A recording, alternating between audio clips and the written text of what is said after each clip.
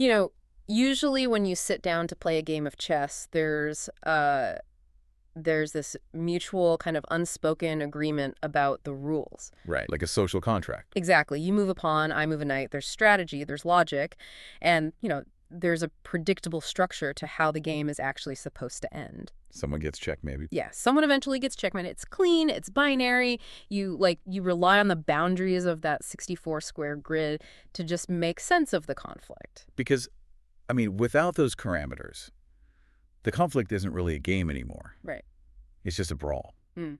We take comfort in the boundaries. We really do. We like knowing that even in, a battle of intellect or ideologies, there's a ceiling and a floor to what the combatants are actually allowed to do. Right, but imagine you're sitting across from an opponent who suddenly realizes they're losing the long game. Or maybe they realize the game itself is completely rigged against them. So instead of moving a piece, instead of, respecting that social contract, they just flip the entire board upside down, scatter the pieces across the room, and basically set the table on fire. Yeah, which is terrifying. It is. Suddenly all those neat little rules you were relying on to understand the narrative, they're completely meaningless. You're left staring at a landscape that is just pure, unadulterated chaos. And that is exactly where you and I find ourselves today. It really is. We are officially sifting through the ashes of the Season 2 finale of Daredevil, Born Again, Episode 8, titled The Southern Cross, which of course dropped on May 5th, 2026. It's the absolute definition of a paradigm shift. The showrunners didn't just change the rules of engagement between Matt Murdock and Wilson Fisk. They basically eradicated the entire legal and moral framework the show has been building for, 2 seasons now? It's 2 whole seasons, yeah. And to really unpack the seismic impact of this, we have to look way past the standard surface level reviews. Oh, for sure. So today's mission for everyone joining us on this deep dive is to go straight to the sources. We're looking at the digital water cooler, the massive, sprawling Reddit discussion threads on our Marvel Studios and Marvel Studios spoilers. The real-time reactions. Exactly. We're parsing through fan theories, eagle-eyed Easter egg hunts, and just the absolute real-time shock that viewers experience. Because, going into this finale, the setup felt so classically structured. Yeah. You had Matt Murdock and Mayor Wilson Fisk on this absolute collision course for the soul of New York City.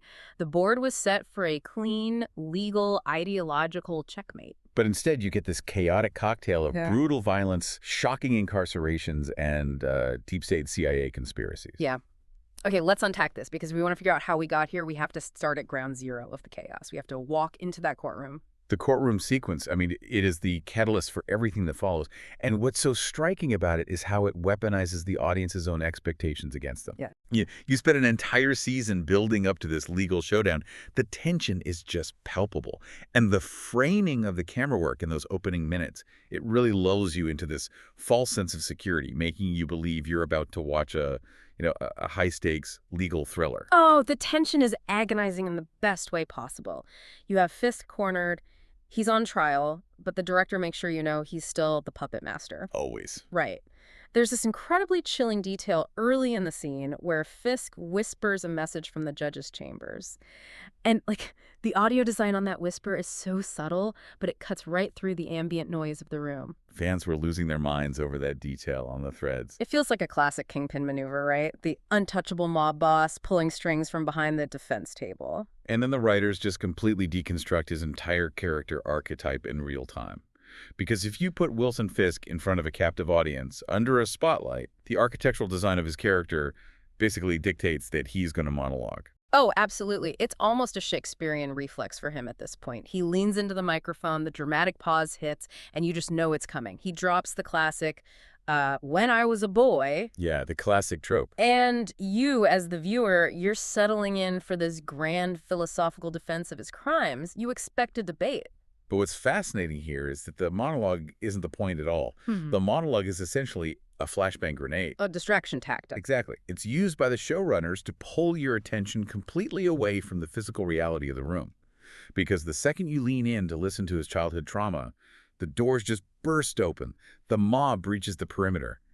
And Fisk drops the erudite, sophisticated politician persona in a fraction of a second. He literally goes, "Be," before just unleashing unmitigated slaughter. It's terrifying. One fan noted the juxtaposition is it's terrifying. You go from a quiet, tense legal drama to an absolute horror movie in the span of 2 seconds. He is crushing skulls with his bare hands. The visceral shock of it is undeniable.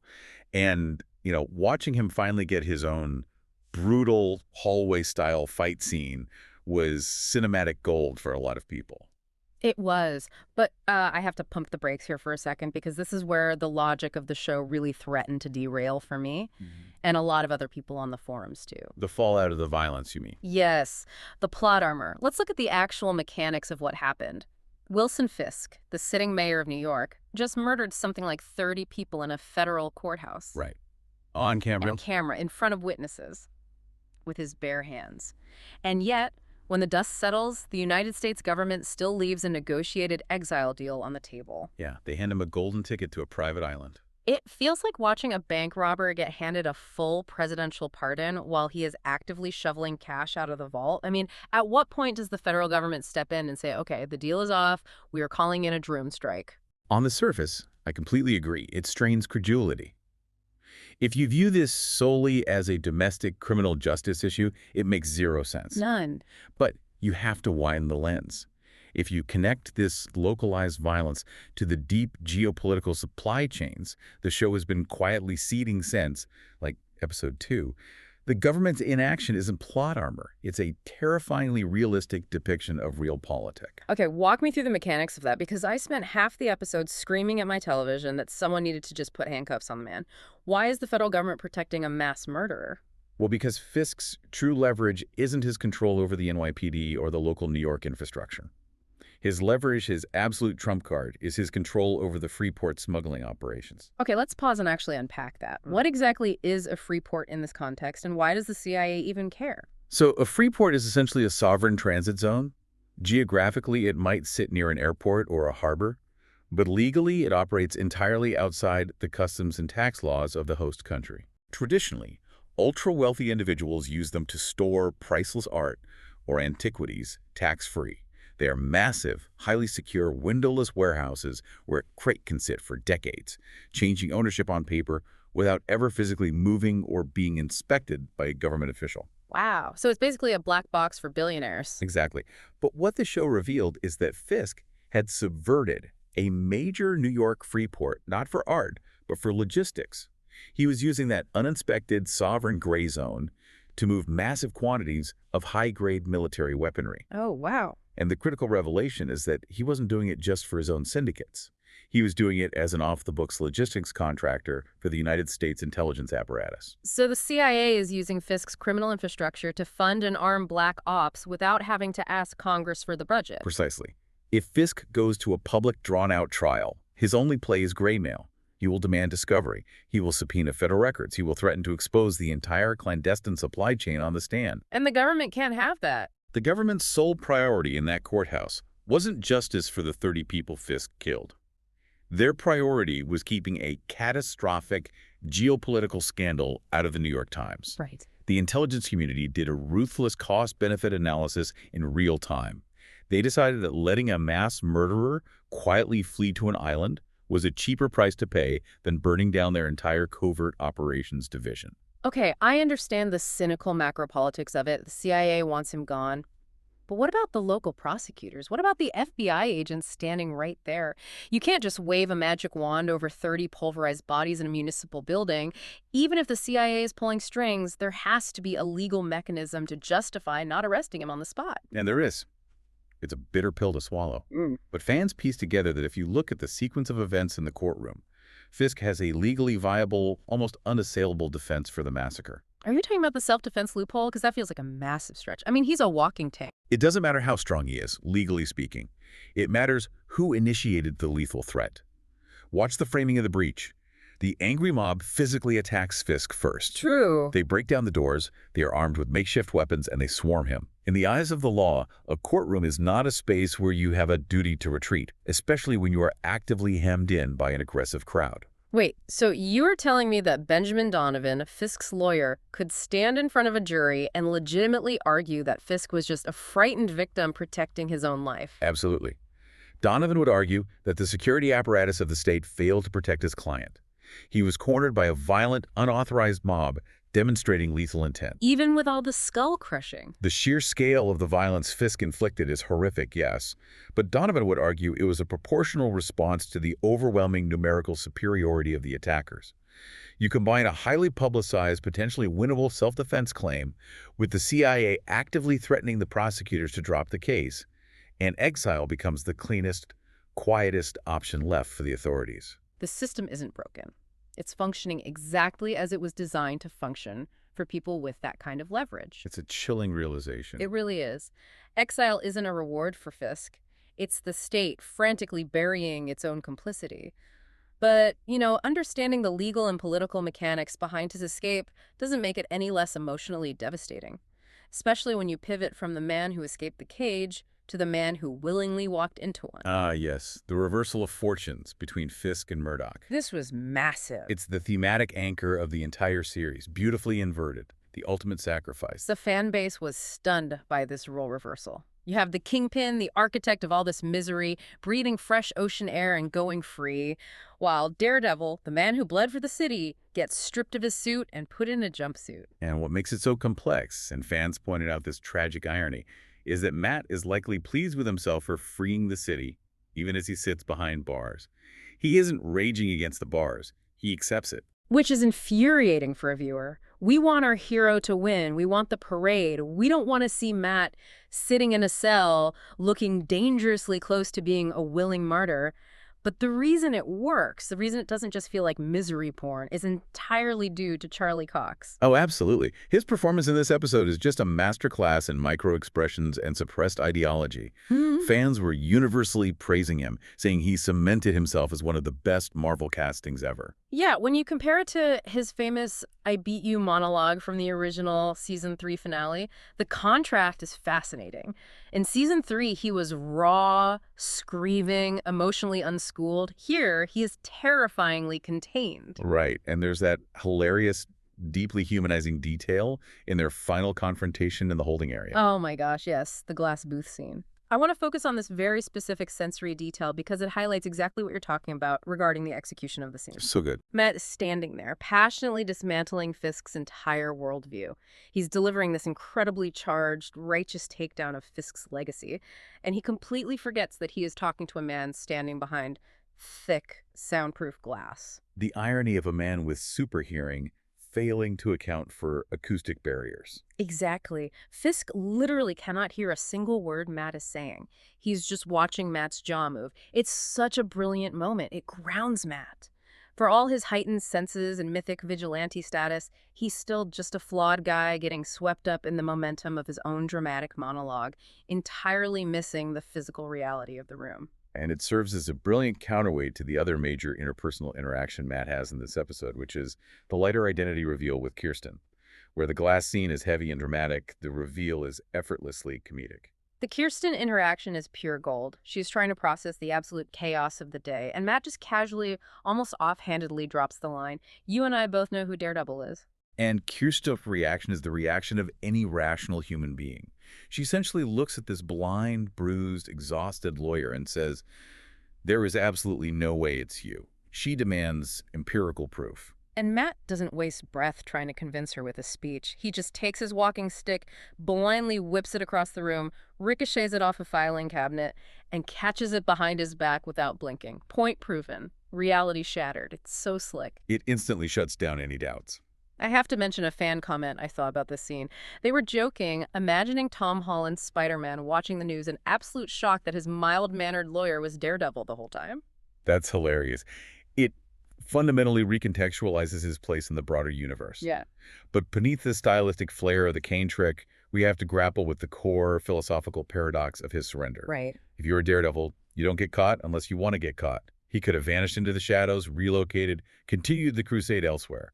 Why did Matt accept jail? Why submit to the handcuffs? Right. What is the value of a caged hero? If you believe the system is corrupt enough to let Fisk go, why feed yourself to that same system? Fans theorize it's about the philosophy of the mask. The mask is what vigilantes wear in public. It's a symbol that you are operating outside the social contract because the institutions are broken. Matt going to jail voluntarily means he is done running. He's stepping back into the light. Exactly. He had to prove the system could hold him accountable if he expected it to hold Fisk accountable. If he defeats Fisk and then vanishes into the night, he is cementing the idea that the only effective power in the world is extrajudicial violence. He is proving Fisk right. Ah, I see. If he runs, he becomes just another warlord in Hell's Kitchen. Precisely. By voluntarily submitting to the prison system, Matt is trying to resuscitate the social contract. He's sacrificing his physical liberty to validate the very legal structure he desperately wants to save. That is incredibly heavy.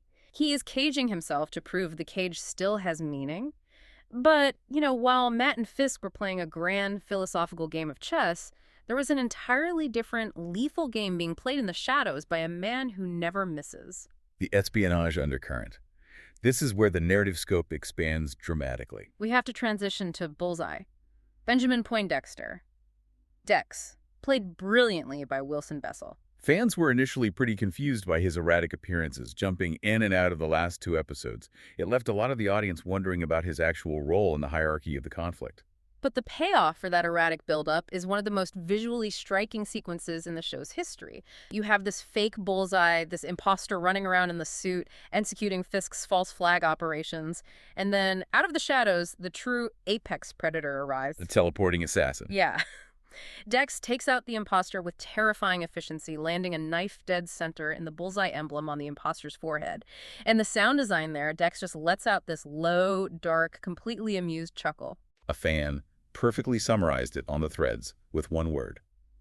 Poser. It's so perfect. He's looking down at a dead man wearing his face and essentially just saying, poser. But while that moment is incredibly satisfying, it immediately launches us into the most heavily debated mystery of the entire season. Dex takes a sniper rifle, positions himself across from the courthouse, and attempts to assassinate Mayor Wilson Fisk. And the question that consumed the community is, who gave the order? Right, because Dex doesn't operate in a vacuum. He requires a handler. And this leads us to what I consider the most intricate theory from the sources, credited to a fan named Speed999999999. Okay, let's unpack this completely. I want to understand the exact mechanics of this theory. Who ordered the hit on Fisk? The massive CIA fan theory points directly to the operative known as Mr. Charles. The setup is that Mr. Charles needs Fisk gone, because Fisk went off the reservation and stopped taking orders regarding the free ports. Right, you can't just arrest him, so you have to neutralize the liability. But Mr. Charles can't use standard military assets to assassinate a sitting U.S. mayor. Correct. So, Charles recruits Dex. The execution of this recruitment is shown in that deeply unsettling scene on a commercial plane. Oh, that scene. Yes. You have Mr. Charles, who is projecting this ultimate, harmless, goofy dad energy. He's thrilled that a flight attendant tells him he joined the 1 Million Mile Club. And it's played for a laugh, but the implications are terrifying. He racked up those miles doing global CIA black ops with Luke Cage, right? Exactly. And sitting right beside him is Dex, just smirking, wearing headphones, listening to his tapes. Fans noted he's just living his best life, going on these lethal Scooby-Doo adventures. They are a nightmare team hiding in plain sight. But the actual assassination plot, the framing of it, this is why I need you to break it down for me, because it sounds like a logistical impossibility. How does Mr. Charles account for the physical evidence? It's actually a masterstroke of forensic manipulation. It relies on executing an Uno reverse on Fisk's own conspiracy. Okay, look at the board. Fisk had hired the fake Bullseye, who we learn is an active AVTF officer, to frame Daredevil and justify his anti-vigilante crusade. Right. Create the monster to be the savior who kills the monster. But Mr. Charles and Dex discover this and hijack it. Dex uses a sniper rifle sourced directly from Fisk's own AVTF armory. He takes the shot at Fisk. But wait, if Dex fires from that room, ballistics will trace it back. But look at what happens immediately after. Commander Powell and the AVTF strike team unleash an absolute barrage of indiscriminate gunfire into the building where the shot originated. Oh. If Dex succeeds, the gunfire from Powell and the AVTF would destroy the forensic evidence. The structural spalling from hundreds of rounds would make it look exactly like the AVTF panicked and killed each other in a friendly crossfire during the chaos. That is legitimately brilliant writing. If Buck hadn't miraculously jumped in front of the bullet, Wilson Fisk would have died, and it would have gone down in history as an unsolved 21st century assassination mystery. It would be the modern JFK magic bullet or MLK parallel. Decades from now, people would be arguing about the trajectory. And the true genius is that even if Fisk lived, finding the fake Bullseye dead in AVTF gear ruined Fisk's credibility entirely. exposing his false flag terrorism. It's surgical precision. But here's where it gets really interesting for me. Why would Dex, a known psychopath, agree to work for the government? The idea of him willingly submitting to the hierarchy of a federal agency just seems out of character. You have to look at Dex's pathology. Dex desperately wants to be one of the good guys. He requires an external authority figure to dictate his morality because he lacks an internal compass, his North Star. Right. The CIA offers him a place where he can use his lethal skills with zero rules of engagement. He gets to indulge his absolute darkest nature while officially being a hero for the state. It's the ultimate toxic symbiosis. But, Mr. Charles wasn't the only one utilizing superpowered assets. This episode also served as a massive reunion for the street-level heroes of New York. The culmination of the Defenders' arcs. It provided a necessary emotional counterweight. Let's start with Jessica Jones's return. Seeing her walk back into this world was incredible, and fans gleefully recounted that her true superpower is finding whiskey. It's a classic Jessica moment. Yes. She discovers a hidden bottle in an unfamiliar office, and by the time she leaves, half of it is gone. But fans highlighted the poignant lore behind this. Right, the pregnancy. Exactly. Jessica and Luke Cage had a baby, Danielle. And the hardest part of having her baby wasn't childbirth, but the months of sobriety she had to endure. Stripping away her coping mechanism for nearly a year is an agonizing physical endurance test, so reverting to the whiskey is a profound illustration of her trauma. And that ties directly into Luke Cage stepping back. Fans erupted at Luke's return. There was a lot of the classic Sweet Christmas commenting online. Oh, absolutely. But his narrative purpose is surprisingly quiet. Yes, he reveals that Mr. Charles found someone else to do his dirty work. This frees Luke to step away from the CIA and be a full-time father to Danielle with Jessica. And fans also loved the fan service of Luke wearing his classic yellow hero-for-hire outfit underneath his clothes. It perfectly communicates that he hasn't lost who he is. He's just reprioritized. It's a satisfying payoff. And that extended to the supporting cast's closure as well. Oh, we have to talk about Agent Cole finally knocking Powell out in the face. A moment fans had been waiting for all season. Powell has been the absolute worst kind of institutionally protected bully. So when Cole just rears back and drops him, it is magnificent. Yeah. But while that was triumphant, we have to talk about the tragic sacrifice of Buck. Yes. Fans noted Buck's intense glare at Fisk earlier when asked about Daniel. Daniel was his best friend. The resentment is boiling right under the surface. Which makes his final action so complex. The sniper round comes through the glass. Buck has a fraction of a second to process the threat. If he does nothing, the man who got his best friend killed dies. But what does he do? He takes the sniper bullet meant for Fisk. Why?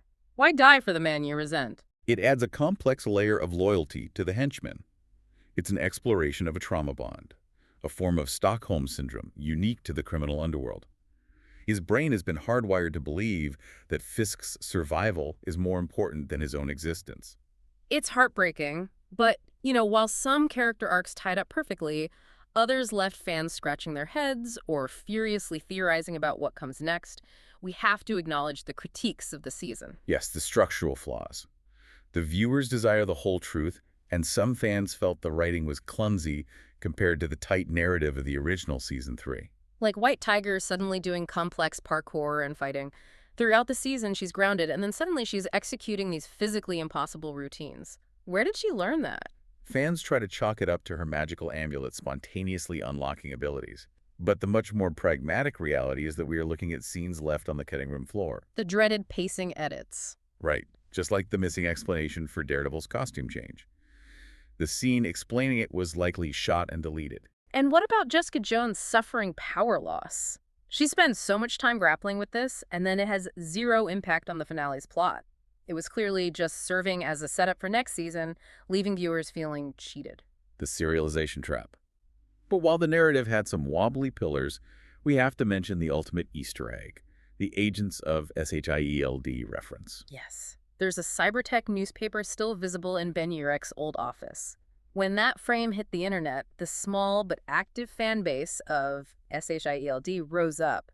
It confirms the biomechanical enhancements are still a known threat. It's a remarkable piece of connective tissue, and leads right into the massive vacuum of power left by the finale, which has fans furiously theorizing about Season 3 predictions. Okay, let's synthesize these theories. Starting with the imposter Daredevil, with Matt in jail, someone has to wear the horns. The optimistic theory is that Danny Rand could put on the suit, as he did in the comics, to throw the authorities off Matt's scent. I would love to see that, but there's a darker theory, right? Yes, that the CIA or Valentina might install their own fake Daredevil to do their dirty work. They can use the face of the city's greatest hero to execute their black ops. And Matt is trapped in a cell, forced to watch his symbol of justice be hollowed out. That creates the ultimate internal motivation for Matt. But he might also be facing the horrifying consequences of his own absence, the return of Muse.